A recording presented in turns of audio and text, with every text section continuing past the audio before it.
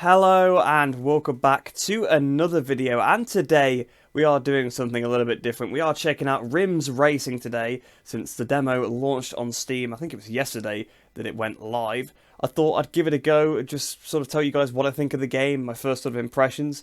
Since it is a demo, of course it's free to try, so if you guys do have Steam and a PC good enough to run it, you can go and try it yourself for free.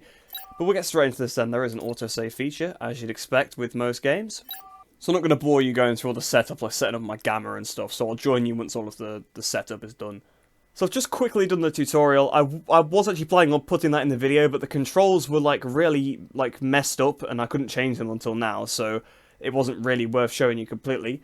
But something you probably should know about the game before we get into it is the fact that it's in the same engine as the Isle of Man TT game, so Isle of Man TT Ride on Edge and the sequel. So yeah, my expectations going in are not very high, to be honest, because I mean that engine was, for bike games at least, was terrible. I think is a completely fair way to describe it. I mean no disrespect towards any developer in that, but the Isle of Man TT Ride on Edge games, in terms of physics, were not very good. So hopefully this game is a step upwards, because I'm always one for allowing devs to have a second shot and seeing if they can improve, because of course, as far as I know, those two games were like their first two bike games, so they're not going to be great out of the box. I mean, I'm sure the first Milestone games weren't that great, so it's always good to give people a chance. So we'll get straight into this, and single player. We can do the tutorial again, which I don't really want to do. We'll do single race though.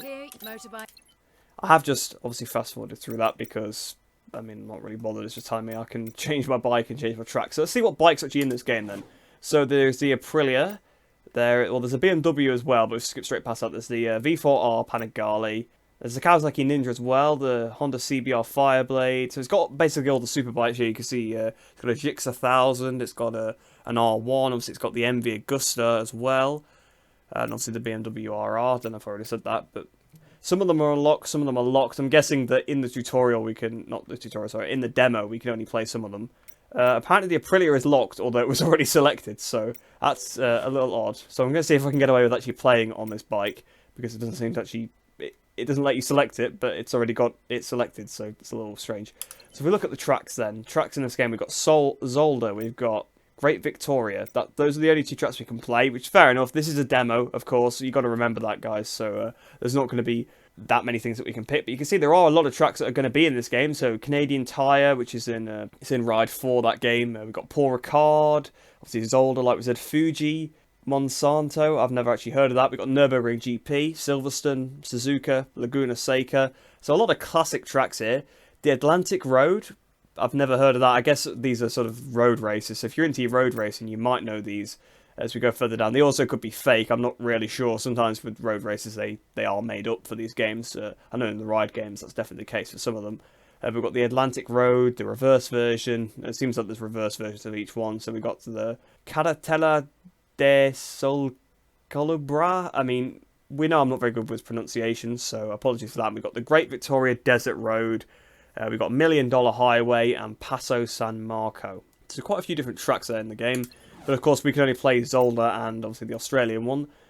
Conditions, we'll leave these settings as they are, because I mean I've not even really played the game yet, so I don't want to ruin anything. Rules, no qualifying, 5 laps, 10 competitors, 60% AI, yeah, we'll leave that for now. Random grid, where, false start, yes. So there is actually a clutch in this game, very similar to the MotoGP games. So for saying this is like their first step outside of the TT, there's a lot of features that are quite nice to see, and it took Milestone a long time to implement, so it's good to see that those features are there, because when I was in the tutorial as well, you could mess with engine map settings on the fly, like the engine braking, the traction control, for example, the anti-wheelie, so very similar to the MotoGP games and that, so they've definitely been inspired by that, I would have thought. But we'll get into this race now then, and I'll sort of give you my kind of first proper impressions of the physics now I've got my control sorted. So, Circuit Zolder, home of DTM. I've got the racing line on still. I guess I forgot to turn that off. Can I turn that off now? Okay, I couldn't figure out how to turn off the racing line, to be honest with you. I looked through all the settings, I couldn't find it anywhere. I could just be stupid, but whatever. It doesn't really matter too much. So we'll start this one. I have now put it on the manual gears. I put it on mile an hour as well. I know some of you won't be a big fan of that, but it does help me actually understand what speed I'm going at. So we've had a good start, but of course we are playing 60% AI. I'm going to brake nice and early for this first corner. I've been hit on the back by the AI on the power. Oh, okay. So you can get on the power with very little consequence. Of course, we are running full traction control by the looks of it. But even still, there should have been some sort of slide. Absolute full gas here. Honestly, this it does feel better than the TT games. I have got to say that, so we'll give them props in that department. And you can see the leading animation is looks a little awkward, to be honest. But here we go. We've got a good run. I suppose I've got the AI on a very low difficulty. I've completely overshot this corner, though. I can tell you that already. Yep. I probably should have braked at the racing line, so I'll slow down, let some of these AI go back through. I mean, I probably may as well let them all go back through because I was catching them up, but we're down into 3rd place now out of 10. On the brakes again. Again, I've gone in hot, so... Oh, okay, I've binned it, so that's my first crash on RIMS Racing. And we're back on, so you respawn back on the circuit immediately, no bike recovery, which is fair enough. On the inside, and I've just cut the ground. Oh no! We sent that MV flying. But yeah, I'm not making myself look too good so far. Okay, I'm not really sure what happened there, guys. Not gonna lie, I crashed for seemingly no reason. I'm just gonna restart that if I can figure out how to do it. There we go, restart. I got to say another thing about this game that I have noticed, that the UI is very clunky. Like everything's placed in quite odd locations. Like when I pause the game, I don't really care about seeing the starting grid. I'd rather see, you know, pause, or resume, restart, like right there as options I can press.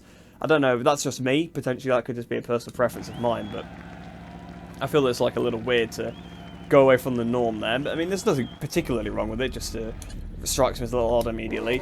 But yeah, the brakes feel very funny in this game. They're very responsive in some corners and not others, which is very strange.